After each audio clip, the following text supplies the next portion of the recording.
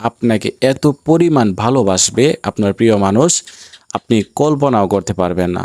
আসসালামু আলাইকুম রাহমাতুল্লাহ। সম্মানিত দিনী ভাই বোনেরা, আশা করছি আপনারা আল্লাহ তাআলার অশেষ রহমতে ভালো আছেন এবং সুস্থ আছেন। সম্মানিত দিনী ভাই বোনেরা, যে যেখান থেকে কাছে এবং দূর থেকে আমার এই ভিডিওটি দেখছেন, আপনাদেরকে জানাই অসংখ্য ধন্যবাদ। আর যারা এই চ্যানেলে নতুন আসছেন, এখনও পর্যন্ত চ্যানেলটি সাবস্ক্রাইব করেন নাই, অবশ্যই এই চ্যানেলটি সাবস্ক্রাইব করে পাশে থাকবেন। এই চ্যানেলে আরও নতুন নতুন দোয়ার ভিডিও দেওয়া হবে ইনশাআল্লাহ। সম্মানিত দিনী ভাই বোনেরা, আজকে আমি এরকম একটি বিষয় নিয়ে আলোচনা করব। সেটি হচ্ছে, একটি ছোট আয়াত রয়েছে, যেই আয়াতটি পাঠ করতে পারলে, আমল করতে পারলে আপনাকে এত পরিমাণ ভালোবাসবে আপনার প্রিয় মানুষ, আপনি কল্পনাও করতে পারবেন না। হ্যাঁ, আজকের এই আমলটি কিন্তু খুবই গুরুত্বপূর্ণ হবে, খুবই কার্যকরী একটি আমল। আপনাদেরকে আমি খুব সহজে শিখিয়ে দিব যে আমলটি করলে যে আপনাকে এত পরিমাণ ভালোবাসবে আপনি নিজেও কল্পনা করতে পারবেন না, এবং আপনি অবাক হয়ে যাবেন এই আমলটি করে। তো এই জন্য আপনাদেরকে বলবো, আপনারা অবশ্যই এই ভিডিওটি সম্পূর্ণ দেখার চেষ্টা করবেন, না হয় আপনারা কিছুই বুঝবেন না আর আমলটি আপনারা করতে পারবেন না।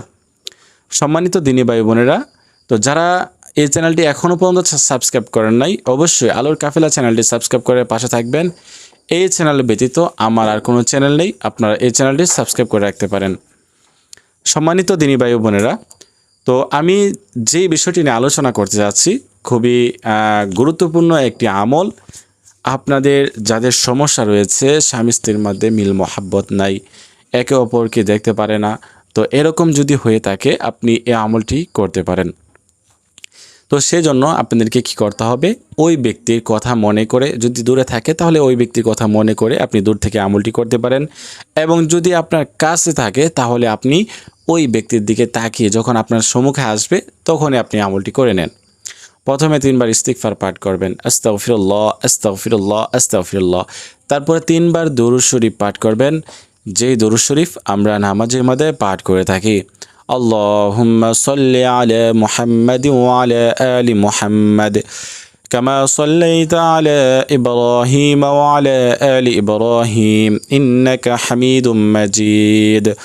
اللهم بارك على محمد وعلى آل محمد كما باركت على إبراهيم وعلى آل إبراهيم إنك حميد مجيد পাঠ করবেন। পাঠ করার পরে আপনি ওই যে আয়াতটির কথা বলেছিলাম, এই আয়াতটি আপনাদেরকে পাঠ করতে হবে। আয়াতটি হচ্ছে সূরা তোহার 39 নং আয়াত, ঠিক আছে, কোরআন শরীফের। আয়াতটি কিন্তু অবশ্যই আপনাদেরকে সহি শুদ্ধভাবে শিখতে হবে, না হয় কাজ হবে না, কোনো ফলাফল আপনি আশা করতে পারবেন না।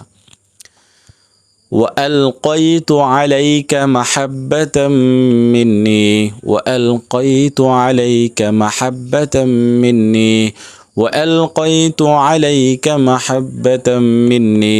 সহি শুদ্ধভাবে আপনাদেরকে 3 বার পাঠ করতে হবে, পাঠ করে শেষে 3 বার দুরূদ শরীফ পাঠ করতে হবে।